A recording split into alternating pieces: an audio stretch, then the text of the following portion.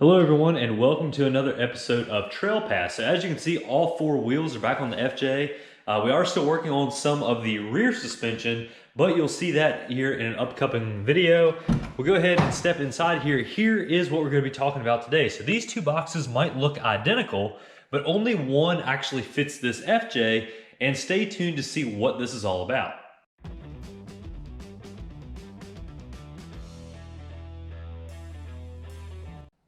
So as a lot of y'all may know from our previous videos, I'm a huge fan of these Covercraft Carhartt seat covers.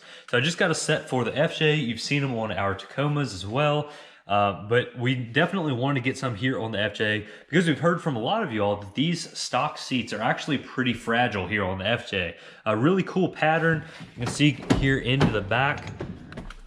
They do have kind of a green insert in the middle and black on the sides, but I've heard from a lot of people that these do kind of get ripped up over time, and it's a great idea to go ahead, protect your investment, and get some seat covers.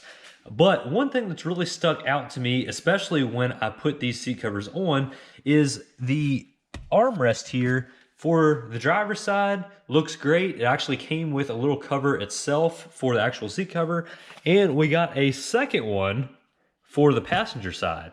But the main problem with that is there's no sort of armrest on the passenger side. So that's what we're going to be covering here today. We did get an armrest. I actually ordered two to show you all the difference between which one is correct and which one is actually wrong for your particular FJ. So upon first inspection here, you can see both of the part numbers here for the respective armrests. But when I first got, this was the first one I ordered, and I thought, man, this looks perfect. You know, it matches the driver's side, no problem. But I did go ahead and pop the driver's side one off to see exactly how it bolted on, and that's where the difference is. So if you rotate this over, this is the side that actually fits against the seat, and it has this kind of bracket on here that looks like it would rotate, kind of lock in different positions, and that is kind of the where the problem started for this one. So as you can see, this one has kind of a round bracket on here. Go ahead and put that one down. This one actually has a square bracket, and this is where the difference lies between the two. So apparently they switched the two armrests depending on which model year you have.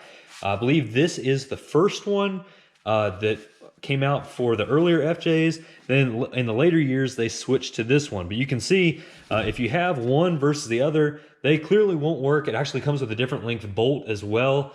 But the square one is what's needed here for my 2011 FJ Cruiser Trail Teams Edition. And we'll go ahead and install that today. So really simple install, just one bolt and a cover that pops over here to kind of hide the metal bracket part. But we'll go ahead and pop all of that on. And actually, before we do that, we'll go ahead and look at these part numbers and look how similar these are. It's only the last two numbers that are different. And again, that kind of adds to some of the confusion behind all this as well. We did order both of these from our friends at Sparks Parts. This was not one of their issues, actually one of mine. I sent them the part number I wanted.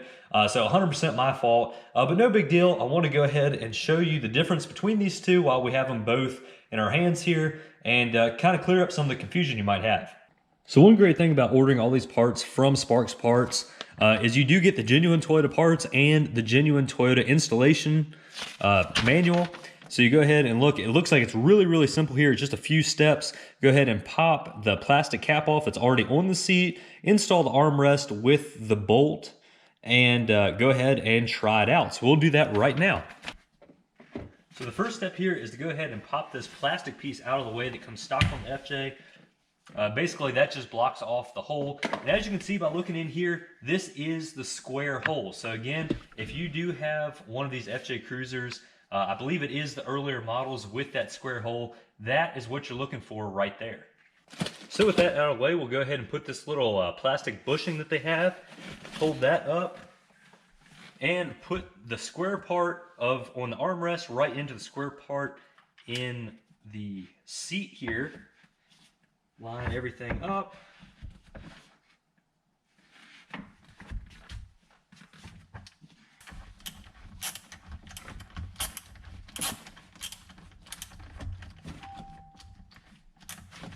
So one really neat feature here on the FJ Cruiser is these armrests are adjustable. You can see this is the farthest down position. They also rotate up. And if you have this installed correctly, it should be parallel with your seat back.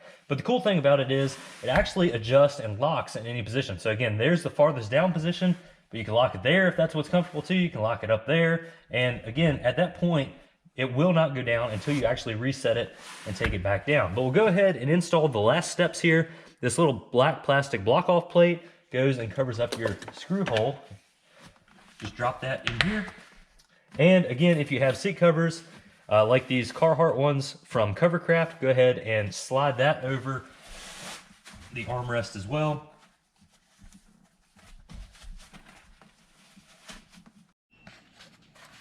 So this is one of those things that always kind of left me scratching my head when I got my FJ Cruiser about why this isn't stock. It seems like if you're going to go ahead and put that spot for the passenger armrest, why not include this? This is not an expensive part to get, even from Toyota. I'm sure they have aftermarket options as well. But it is kind of confusing why they would have switched this. You know, you would think if the original one's working well, why would you go to a different design armrest? I have no idea. If you have any idea, please leave your thoughts in the comment section. But again, I did go ahead and I actually ordered this one wrong to start with. Sparks Parts was nice enough and offered to return it for me. I said, no big deal, just send me the one I need. And they did. You can see we got it installed there. And I thought I would give this away if your FJ Cruiser could use this particular part. So if it does, first person that leaves a comment that does want this down in the comment section, I'll get in touch with you and send it out to you. Hopefully you can use this on your FJ Cruiser.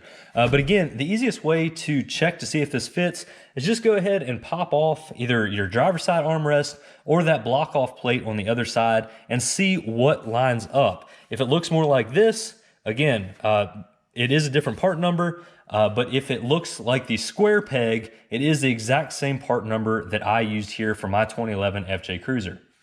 But the FJ is coming together. You can see we do have those Covercraft Carhartt seat covers. We're a huge fan of these. We've never been sponsored by Covercraft or anything like that. We do just think that they are really pretty good seat covers, especially for the money. Obviously, you can spend up to a couple $1,000s on seat covers, but these seem to work really well. They are water resistant. Again, we're not getting any kind of kickback for this. I just really believe in the product and would definitely recommend it. Now, these might look a little bit baggy, a little bit creasy for right now, but we've kind of noticed that the more that you use these, they do kind of mold to the actual seat. They start to fit a little bit better, and they're actually machine washable as well. So you throw them in your washing machine and they come out looking great every time. Honestly, I'm jumping in my vehicles pretty much dirty all the time between you know, coming home from work or even on the weekends out tearing up some trails. And I would definitely say that this is a worthwhile investment. But again, the FJ is coming together now. The interior is coming together. We are working on the suspension. A little sneak peek right in there. You can see brand new shocks and springs. Again, courtesy of Sparks Parts. We love shopping with Sparks Parts. No, they don't send us parts for free, but they do offer really reasonable pricing on their parts, and you are getting genuine Toyota stuff.